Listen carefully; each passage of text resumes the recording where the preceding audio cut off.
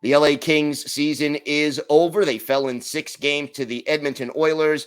Eddie Garcia of Locked On Kings joins us to discuss what went wrong in the series and what to look forward to from the Kings during an important offseason. Gil Martin here. The Locked On Road to the Stanley Cup continues as we welcome Eddie Garcia of Locked On LA Kings to look back at the team's round 1 defeat to the Edmonton Oilers and take a look ahead at the offseason. And Eddie, what do you think was the biggest reason the Kings came up short against Edmonton? Well, the power play for the Oilers has been unbelievable.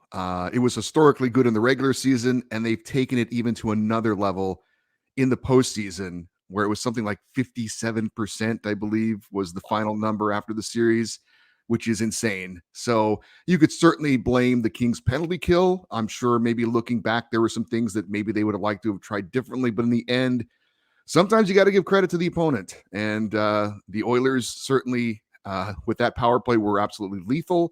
Playing defense already against Connor McDavid and Leon Draisaitl and others is a tough chore without having to be perfect and not taking any kind of penalties or not being aggressive. And certainly that was probably a factor as well.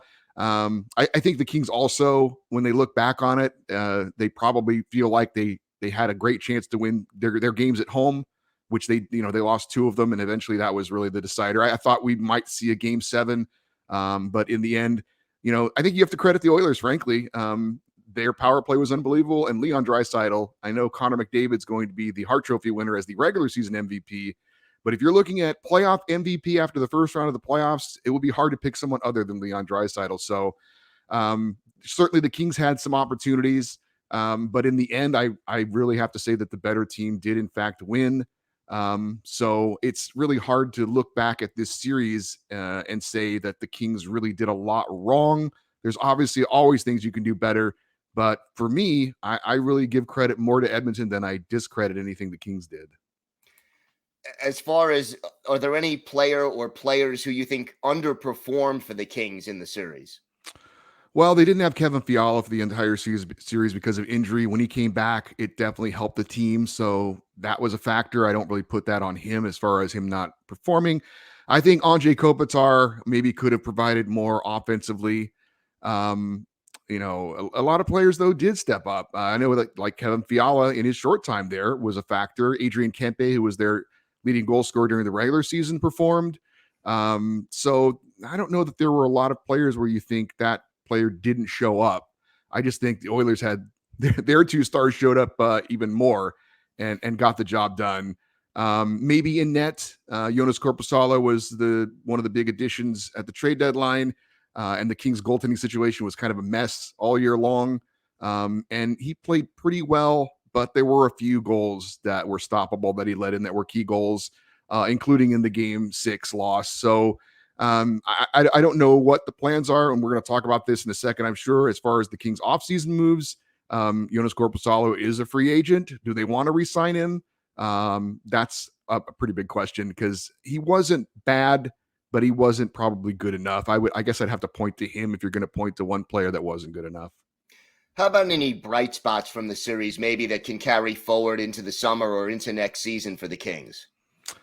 Yeah, I mean, I would say Adrian Kempe was a big bright spot. And anytime, you have your leading goal scorer, they have to be there in the playoffs as well. And he scored some really key elite style goals, in the playoffs. So I thought he had a kind of I don't know if it was a coming out party, but now he's had back-to-back seasons where he scored over 30. He had 40 this year, and then he carried it over into the playoffs. So I think his confidence continues to go higher and higher, and he's still a guy who's just in his prime at this point. Gabe Vilardi had a season that was a breakout season. He had a couple of really nice goals in the playoffs. Didn't do much, unfortunately, in game 6, but I think his confidence going into next season is just going to be higher and higher. I think he's kind of walking in a very similar path as Adrian Kempe did. It took Adrian Kempe a little bit longer than some people would have thought or hoped for him to become an elite scorer, but now he's there, and I think it took maybe a couple of seasons, and there were some injury issues as well for Gabe Vilardi to start showing the potential a lot of Kings fans thought he would have as another number 1 pick, but he's starting to show that now. So I think he'll just be better in the offseason and have a lot of confidence going into next year. And I would expect to see him have a better year next year as well. Do you think that losing in the first round renders the team season a failure? Yeah, it's funny. We have a feedback episode every week, and that was the first question I was asked going into Game 6. If the Kings lose, is this season a failure? And unlike a certain NBA player who made headlines this week, I do believe there is failure in sports if you followed that story. But anyway, I don't think this season was a failure for the LA Kings. Is it disappointing? Yes. But in the end, I thought they were a playoff team. They made the playoffs. And I'm not trying to say that I'm right on all my predictions, but I thought they would finish third in the division. They finished third in the division. When it was all said and done, I thought the West was pretty wide open. I thought they had a pretty good chance of advancing, but then the matchup ended up being Edmonton, which was playing unbelievable late in the year, and who I picked to go all the way to the Stanley Cup final. So it's hard for me to say that they should have won that series. I think Edmonton was the better team. Yes, it's disappointing. I don't think the players or the organization is accepting of what happened. Certainly, they feel like they should have taken another step. They lost it to the Oilers in 7 games last year. They lose in 6 games this year. So, you look at that result and you could say they didn't take a step forward, and that's true. But I do think they lost to a better team. And sometimes you just have to face that reality. They did have the second most wins in the regular season in their franchise history, the second most points in the regular season in their franchise history. So I really have a hard time looking at this season and saying it's a failure.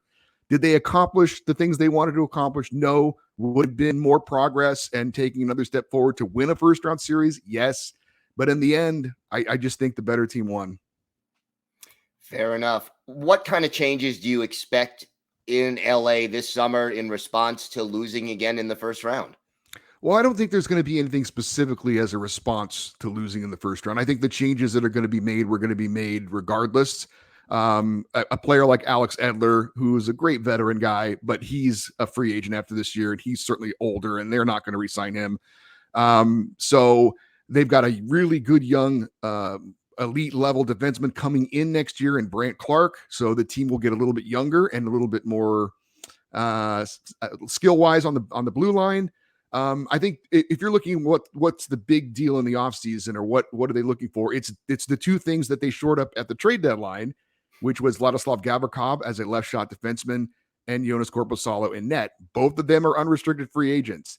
I think the priority is signing Gavrikov. He was great in his time in Los Angeles, played very well on the second pairing with Matt Roy, did a wonderful job in the regular season and in the playoffs. The Korpisalo thing, I think it could go either way. I haven't really done a deep dive on who the other free agent goalies are available in the offseason, but I think their number one priority is re-signing Vladislav Gavrikov to keep that defensive unit strong because they had issues with left shot defensemen, and they've got a wealth of talent on the right side, which is very in demand across the NHL. I could definitely see them moving one of their younger pieces for maybe an asset, a young player like a Jordan Spence. Maybe even Sean Dursey, who did see time on the second and third pairing this year. He's versatile. He can play both the right and left side. I could see them making a move because they've got Brant Clark coming in and some other young players. So the blue line a little bit in flux, I guess. But I would expect their number one priority is to re-sign Vladislav Gavrikov. Well, it should be an interesting off season for the Kings. Eddie, thank you so much for stopping by. That does it for our LA Kings recap and look ahead at the offseason here on the Locked On Road to the Stanley Cup. Be sure to subscribe to or follow Locked On LA Kings for free on YouTube or wherever you get your podcasts. The Locked On Podcast Network, your team every day.